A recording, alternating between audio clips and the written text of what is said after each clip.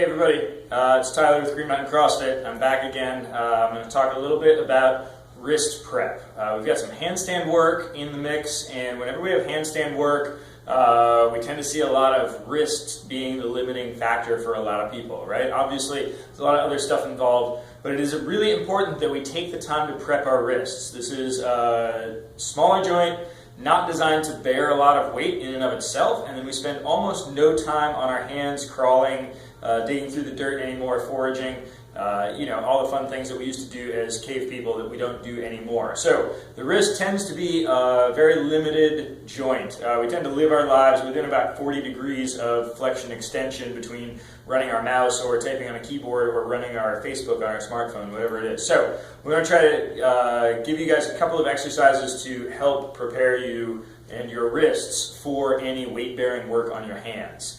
I've run through this stuff before. I'm going to run through it again very quickly. I really wanted to just put out something that really impresses upon the importance of wrist prep, especially if you're going to start to seriously pursue handstands as a skill, freestanding, free balanced handstand, or even have a lot of handstand push-ups to do against a wall.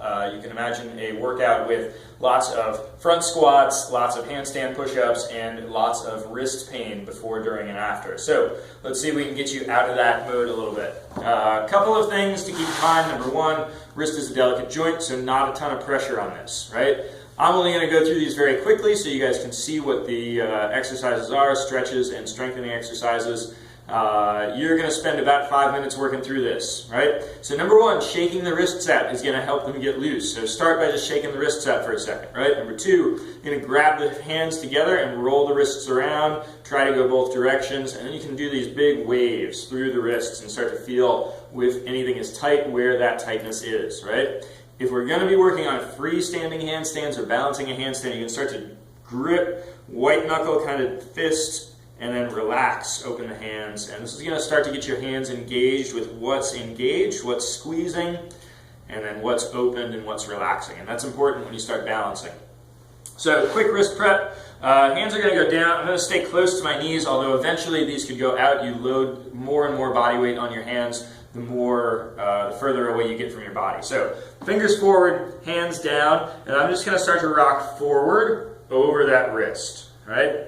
Forward in the same direction as my fingertips. I want to try to keep the palm of my hand flat on the ground as I rock forward. If this is really hard for you, you can pin one hand down and do one at a time. And you may not go this far, you may go further. Everybody's going to have different flexibility levels. So that's one, about 10 pulses into that. Number two, you're going to flip your hands back around. So fingers point towards you, and you're going to rock back. Right? Again, palm stays flat on the ground. 10 or so pulses into that stretch.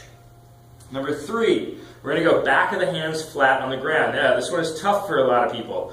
The first thing to do is see if I can get my elbows straight. If I can't get my elbows straight, I'm going to lean forward until I can.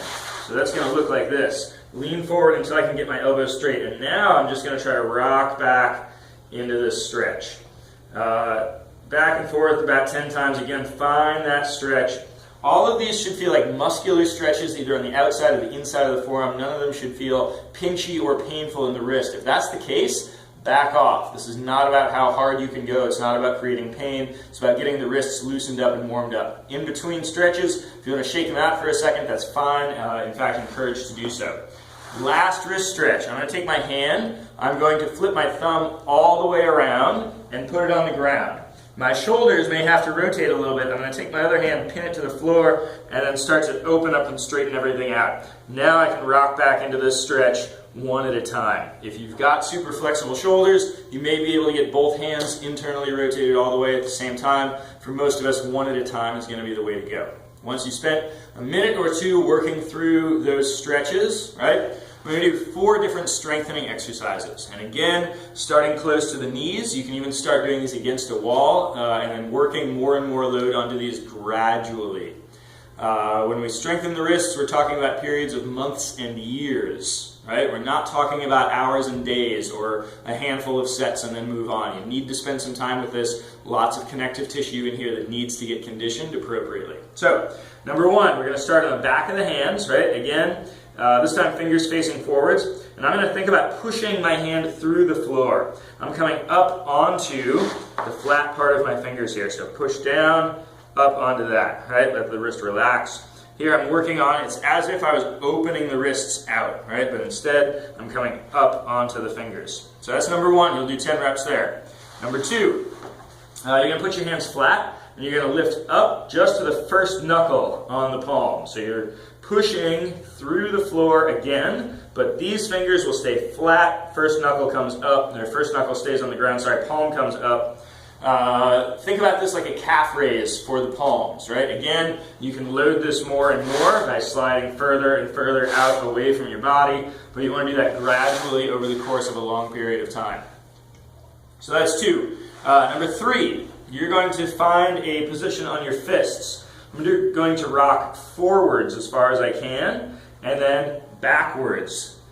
Forwards and backwards. When I count these, forwards and backwards is 1, there's 2, right? So this is ulnar and radial deviation this way and this way. You'll have more range of motion in one direction than the other, that's okay, but we want to get the wrists moving in that direction as well, right? So that's number 3, 10 reps there. Number 4 is going to be palms flat, fingers together, and I'm going to push up onto my fingertips. Now again, this needs to be a good strong position, so only load it as much as you can. What we don't want is the fingers going all wonky and wiggly or collapsing back down onto the ground. So press up onto the fingertips, press back down. There are a lot of other wrist exercises out there, and I go through these more in depth in another video that I've already posted. I think the title is Wrist Series, something like that.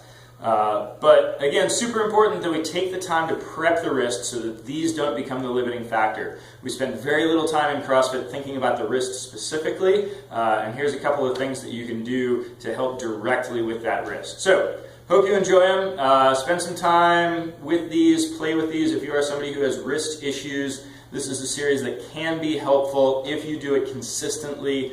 I do this at least 3 to 4 times a week as I have been focusing on hand balancing more and more. So if that's you, I suggest you play with this. And again, be gentle, go slow. Don't load these things up too quickly. All right? Thanks, and have fun.